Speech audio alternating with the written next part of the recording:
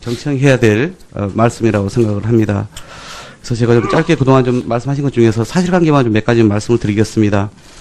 우선 조국 민정수석의 기관 증인 채택 관련해서는 그동안 기관 증인에 대해서는 차관급 이상은 일괄적으로 채택해왔던 국회의 관례가 있었습니다. 당연히 그런 점에서 여당의 수석 부대표로서 동의를 했던 것이고요. 그러나 그 전에도 이 기관 증인들이 부득이한 사유로 불출석할 경우에는 그 이후에 국감을 앞두고 불출석 사유서를 제출했던 것입니다. 그래서 그런 부분을 제가 우선 말씀을 좀 드리는 것이고요. 그다음 두 번째는 우리 김덕철 대표님이나 또 우리 정양석 수석의 말씀처럼 그런 뭐 간행은 또 극복해야 될 문제이고 또 불출석만이 능사가 아니다. 이 말씀 기 담아야 한다 생각합니다. 지난 9년 동안 10년 동안 보수 정권이 안 나왔기 때문에 우리가 안 나온다. 이런 입장을 저희가 고수한 것만은 아닙니다. 아까 이미 말씀하신 것처럼 기존의 문재인 또는 전해철 그런 전 수석과 같이 어떤 개인의 비위 문제라든가 이런 부분이 결부되어 있어서 나와야 되는 상황이라면 민정수석도 나올 수 있다. 이런 입장을 저는 밝힌 걸로 제가 전해 들었습니다. 그럼에도 불구하고 향후에 이런 부분을 어떻게 개선할 것인지에 대해서는 우리가 여야가 좀 머리를 맞대고 좀 고민을 좀 해봤으면 좋겠다. 이 말씀을 우선 드리고 싶고요.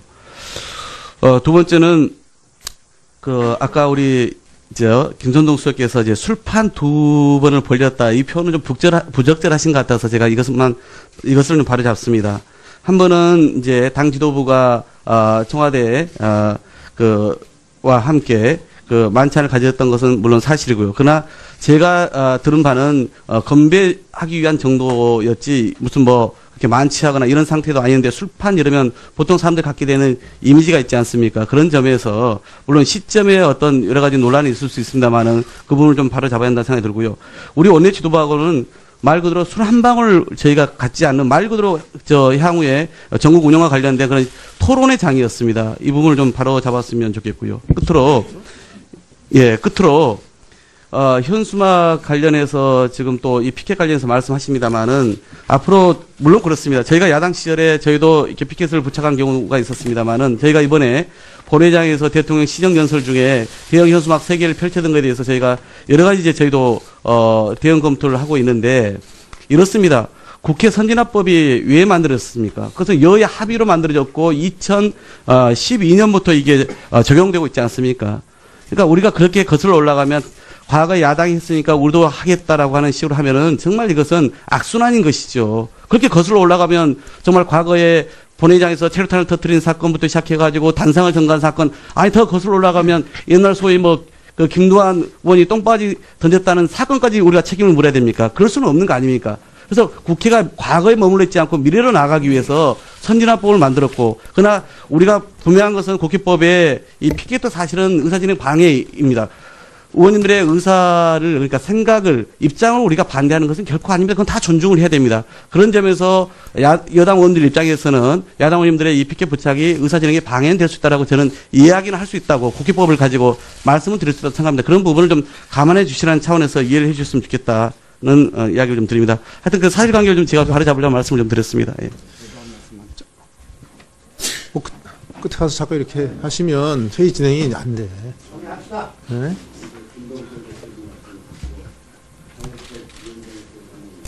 마이크 넣으세요. 마이크 넣으세요. 전체적으로 국회를 운영해 가는데 저희들이 갖고 있는 기본적인 원칙이 있습니다. 충분히 이야기할 수 있는 또 의사를 반영될 수 있으면 그 의사를 반영되는 통로를 통해서 이야기하면 된다 이렇게 생각합니다. 지난 시기에 저희가 국회 본회의장에서 때로는 그렇게 손피켓을 들은 적이 있죠. 근데 그때 어땠습니까?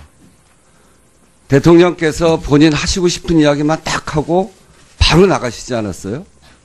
국회의원으로서 그때 같은 당시의 여당 의원님들도 마찬가지셨겠습니다만 대통령께서 좀 더 본회의장에서 소통하고 또 의원들과 함께 문제를 해결하려고 하는 자세를 보였다면 저희들이 그렇게 할 이유가 없었습니다.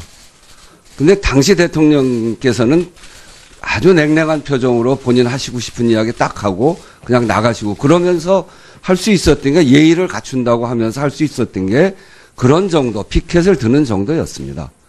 니네들 했는데 우리 하는 거 가지고 왜 문제 제기하냐. 내로남불이다. 이렇게 이야기하시는데 생각해 보세요. 이번 문재인 대통령은 어떻게 하셨습니까?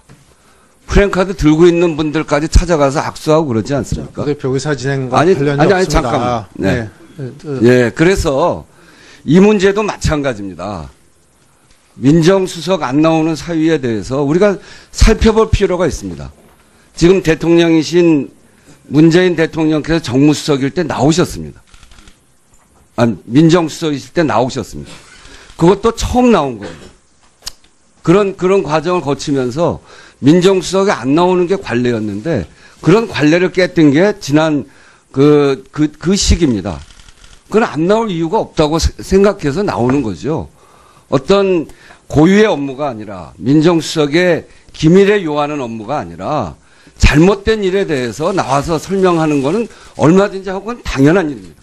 앞으로도 저희도 여당도 마찬가지로 그렇게 할 겁니다.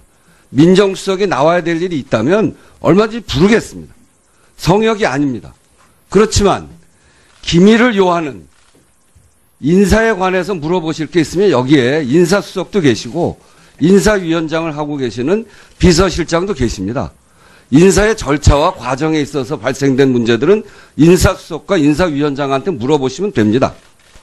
검증하는 과정이 있을 텐데 그거는 기밀을 요하는 일입니다. 그런 문제의 총체는 문제가 있는 후보에 대해서는 청문 과정을 통해서 야당 의원님들 따지고 잘못된 일에 대해서는 여당 의원들도 눈 감고 넘어가지 않습니다. 한 분 한 분 그렇게 따져가되 그리고 그 과정과 절차의 문제에 대해서는 인사수석과 인사위원장한테 물어보시면 되고 그 과정에 청와대가 해야 될 비밀스러운 기밀을 요하는 업무에 대해서 그걸 불러서 국회에서 감사하거나 검증하지 않는 게 지금까지의 관례이기 때문에 민정수석에 대해서 이렇게 부르지 않았던 거죠. 민정수석이 무슨 잘못이 있다고. 그렇다고 한다면 부르도록 하는 게 전 원칙이고 저희가 그걸 막을 생각이 없습니다. 그렇지만 지금 이런 경우에 계속해서 불러내서 해야 되겠다라고 하는 것은 좀 옳지 않다 이렇게 생각하고 아까 김동철 대표께서도 말씀하셨습니다만 지난 시기에 국정농단까지 했던 우병우를 막으려고 왜 했습니까? 저는 그건 잘못이라고 생각합니다. 그래서 그때 저희가 그렇게 문제 제기를 했습니다만 민정수석이 해야 되는 국가의 이런 인사 과정의 비밀스러운 부분들에 대해서까지 우리가 검증하자고 하지는 않았습니다. 그런 것들을 잘 살피셔서 이번 문제에 대해서 야당 의원님들께서 제기해 주시고 그리고 앞으로 이 문제에 관해서는 부르는 원칙을 국회에서 운영위에서 분명히 세우는 것이 좋겠다 이렇게 말씀드립니다. 이상입니다.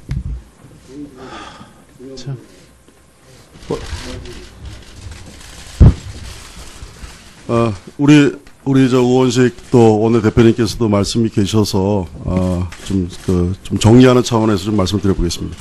아까 우리 정말 존경하는 김동철 원내대표님께서 과거의 여당과 지금의 여당을 훈계하시는 그런 말씀을 주셨습니다. 저희들이 그 부분은 똑같이 경청을 해야 될 문제라고 생각하고 저는 마지막으로 이런 말씀을 드리고 싶습니다.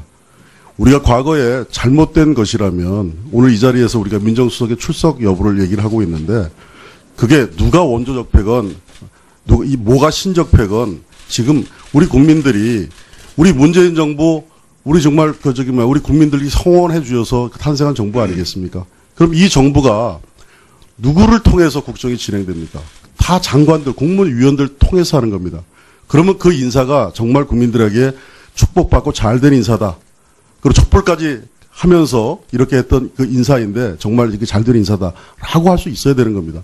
근데 저희들이 볼 때는 굳이 여기서 다 하진 않겠지만 정말 코드 인사고요. 특정한 세력끼리 그렇게 하는 인사입니다. 그리고 검증, 우리가 얘기하는 게 아닙니다. 대통령께서 집권 과정에서 말씀하셨던 5대 비리 이런 것들은 원천 배제하시겠다라고 하셨습니다. 근데 지키지 않았습니다. 마지막 후보자인 홍준표 후보까지 지금 이렇게 엉망진창입니다. 끝으로 가면 좀 나아져야 되죠. 근데 이런 상태입니다.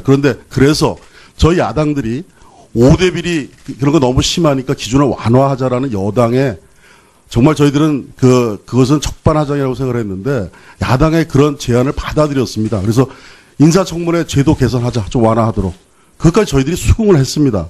그러면 이 정도 갔으면 이제는 여당이 인사참사 문제, 마지막까지 인사참사의 끝판왕인 홍종학 후보 같은 사람을 디미는 이런 것들 국민 앞에 검증할 수 있어야 되죠. 저희들 많은 무슨 뭐 비밀스러운 거 요구하는 게 아닙니다.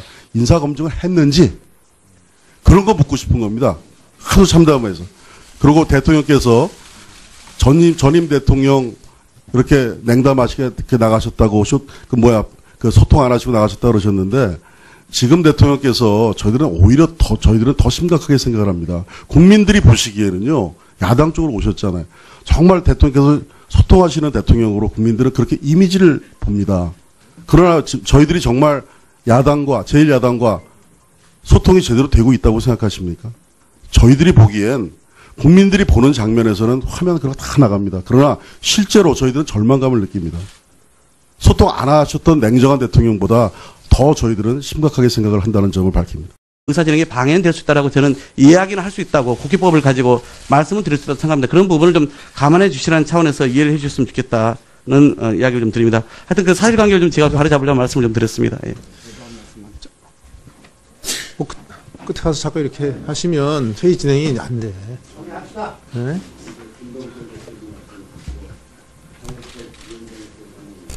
마이크 넣으세요. 마이크 넣으세요. 전체적으로 국회를 운영해 가는데 저희들이 갖고 있는 기본적인 원칙이 있습니다.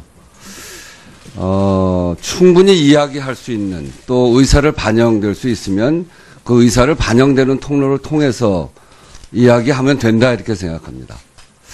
지난 시기에 저희가 네, 이렇습니다.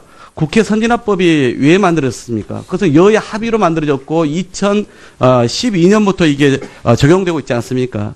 그러니까 우리가 그렇게 거슬러 올라가면 과거에 야당이 했으니까 우리도 하겠다라고 하는 식으로 하면은 정말 이것은 악순환인 것이죠. 그렇게 거슬러 올라가면 정말 과거에 본회의장에서 체류탄을 터뜨린 사건부터 시작해가지고 단상을 전가한 사건, 더 거슬러 올라가면 옛날 소위 그 김두한 의원이 똥바지 던졌다는 사건까지 우리가 책임을 물어야 됩니까? 그럴 수는 없는 거 아닙니까? 그래서 국회가 과거에 머물러 있지 않고 미래로 나가기 위해서 선진화법을 만들었고, 그러나 우리가 분명한 것은 국회법에 이 피켓도 사실은 의사진행 방해입니다. 의원님들의 의사를, 그러니까 생각을, 입장을 우리가 반대하는 것은 결코 아닙니다. 그건 다 존중을 해야 됩니다. 그런 점에서 여당 의원들 입장에서는 야당 의원님들의 이 피켓 부착이 경청해야 될 말씀이라고 생각을 합니다. 그래서 제가 좀 짧게 그동안 좀 말씀하신 것 중에서 사실관계만 좀 몇 가지 말씀을 드리겠습니다. 우선 조국 민정수석의 기관 증인 채택 관련해서는 그동안 기관 증인에 대해서는 차관급 이상은 일괄적으로 채택해왔던 국회의 관례가 있었습니다. 당연히 그런 점에서 여당의 수석 부대표로서 동의를 했던 것이고요. 그러나 그 전에도 이 기관 증인들이 부득이한 사유로 불출석할 경우에는 그 이후에 국감을 앞두고 불출석 사유서를 제출했던 것입니다. 그래서 그런 부분을 제가 우선 말씀을 좀 드리는 것이고요. 그다음에 두 번째는 우리 김동철 대표님이나 또 우리 정양석 수석의 말씀처럼 그런 간행은 또 극복해야 될 문제이고 또 불출석만이 능사가 아니다. 이 말씀 귀 담아야 한다 생각합니다. 지난 9년 동안 함께 그 만찬을 가졌던 것은 물론 사실이고요. 그러나 제가 들은 바는 건배하기 위한 정도였지 무슨 그렇게 만취하거나 이런 상태도 아닌데 술판 이러면 보통 사람들이 갖게 되는 이미지가 있지 않습니까? 그런 점에서 물론 시점에 어떤 여러 가지 논란이 있을 수 있습니다만은 그 부분을 좀 바로 잡아야 한다는 생각이 들고요. 우리 원내 지도부하고는 말 그대로 술 한 방울 저희가 갖지 않는 말 그대로 향후에 전국 운영과 관련된 그런 토론의 장이었습니다. 이 부분을 좀 바로 잡았으면 좋겠고요. 끝으로 현수막 관련해서 지금 또 이 피켓 관련해서 말씀하십니다만은 앞으로 물론 그렇습니다. 저희가 야당 시절에 저희도 이렇게 피켓을 부착한 경우가 있었습니다만은 저희가 이번에 본회의장에서 대통령 시정연설 중에 대형 현수막 3개를 펼쳐둔 것에 대해서 저희가 여러 가지 이제 저희도 대응 검토를 하고 있는데 동안 10년 동안 보수 정권이 안 나왔기 때문에 우리가 안 나온다. 이런 입장을 저희가 고수한 것만은 아닙니다. 아까 이미 말씀하신 것처럼 기존의 문재인 또는 전해철 그런 전 수석과 같이 어떤 개인의 비위 문제라든가 이런 부분이 결부되어 있어서 나와야 되는 상황이라면 민정수석도 나올 수 있다. 이런 입장을 저는 밝힌 걸로 제가 전해 들었습니다. 그럼에도 불구하고 향후에 이런 부분을 어떻게 개선할 것인지에 대해서는 우리가 여야가 좀 머리를 맞대고 좀 고민을 좀 해봤으면 좋겠다 이 말씀을 우선 드리고 싶고요. 두 번째는 아까 우리 김선동 수석께서 이제 술판 2번을 벌렸다 이 표현은 좀 부적절하신 것 같아서 제가 이것을 좀 바로 잡습니다. 한 번은 이제 당 지도부가 청와대에